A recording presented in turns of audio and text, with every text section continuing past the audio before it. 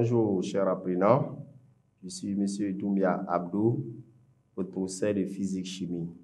Alors aujourd'hui, nous allons entamer le premier thème qui est porté sur la mécanique. Alors la première leçon de mécanique va porter sur la cinématique du point. Alors avant d'entamer la leçon, nous allons voir une situation d'apprentissage. Au cours d'une évaluation en athlétisme au lycée moderne d'Abanguirou, un élève de la terminale D parcourt un trajet constitué d'une piste rectiligne et d'une autre curviligne. Sur la piste rectiligne, il démarre sans vitesse initiale, accélère pour atteindre une vitesse qu'il maintient constante pour le reste du trajet. Ayant observé attentivement le parcours de leurs camarades, les élèves de la classe décident le lendemain, pendant le cours de physique-chimie, d'approfondir leurs connaissances sur les mouvements. À l'aide d'enregistrements, ils cherchent à déterminer les équations horaires des différents mouvements et à les utiliser.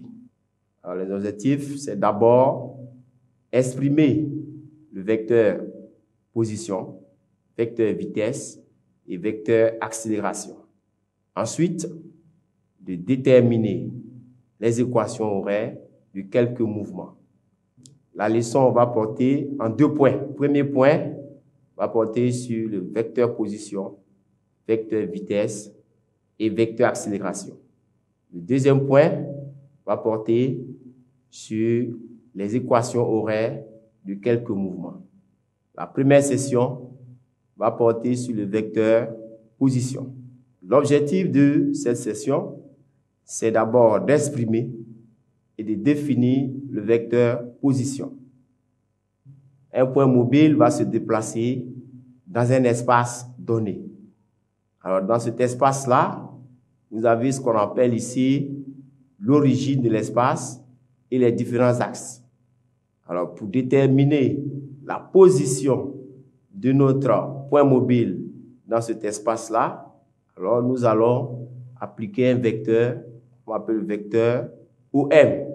Et c'est ce vecteur-là qu'on va appeler le vecteur position. Donc, à chaque instant donné, on va donner la position de notre point mobile dans ce repère-là.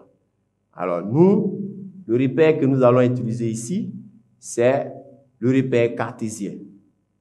Alors, si le mouvement se fait dans un espace, l'espace, ce sont les 3 dimensions, OX, OY, OZ. Alors là, le vecteur OM égale alors à XI plus YJ plus ZK. Donc, X, Y et Z sont les coordonnées de notre vecteur position dans notre repère ici d'espace. Alors, dans ce cas-là, on dira que ces coordonnées X, Y et Z sont appelées les équations horaires du mouvement. Donc, ça veut dire que X, Y et Z vont dépendre du temps. Alors, ce ne sont pas fixes. Selon la position, X peut changer, Y peut changer et Z peut changer. Alors maintenant, lorsque le mouvement se fait dans un plan, à ce moment-là, nous sommes sur 2 axes, OIJ. Dans ce cas, le vecteur OM égale XI plus YJ. Maintenant aussi, le mouvement peut se faire sur une droite. Alors, donc, dans ce cas, nous choisissons toujours l'axe OX. Alors, ce qui fait que notre vecteur alors sera égal à XI. Vecteur OM égale XI.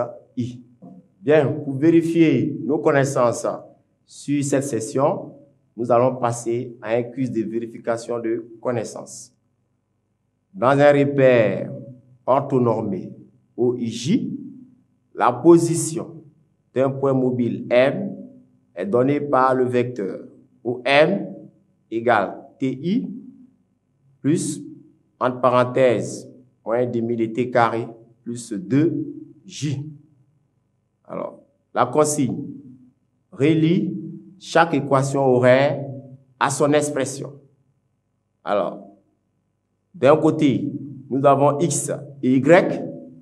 De l'autre côté, nous avons l'expression T carré plus 2T et moins 1 demi de T carré plus 2. Bien, après quelques minutes de réflexion, nous allons passer à la réponse. Alors, si nous regardons bien, on a les expressions t carré plus 2. Alors, t carré plus 2, nous regardons dans le vecteur OM. Alors, nous ne voyons pas de t carré plus 2. Alors, ce qui veut dire qu'ici, on ne peut pas choisir cette expression-là. Alors, si nous prenons la deuxième expression, t, alors on constate que on a ti. Donc, t est affecté au vecteur i. Et si nous nous rappelons bien, on a dit que le vecteur OM était égal à xi. Donc, par identification, nous dirons alors que x ici correspond alors à t. Ensuite, nous voyons ici, dans la troisième expression, moins demi de t carré plus 2. Alors, si nous regardons toujours notre vecteur position, on constate que on a moins demi de t carré plus 2 qui est affecté au vecteur unitaire j. Alors, ce qui veut dire que si nous référons encore à l'expression de OM de manière générale, on voit que OM qui fait xi plus yj. Donc, y alors va correspondre à moins 1 demi de t carré plus 2. Voilà la réponse à notre quiz. Bien, donc, qu'est-ce que nous allons retenir pour cette session?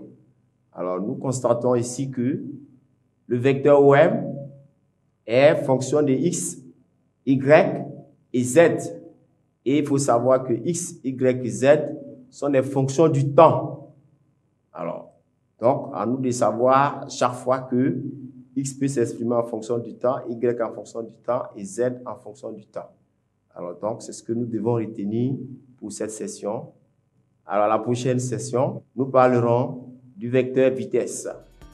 Donc, d'ici là, portez-vous bien et à très bientôt.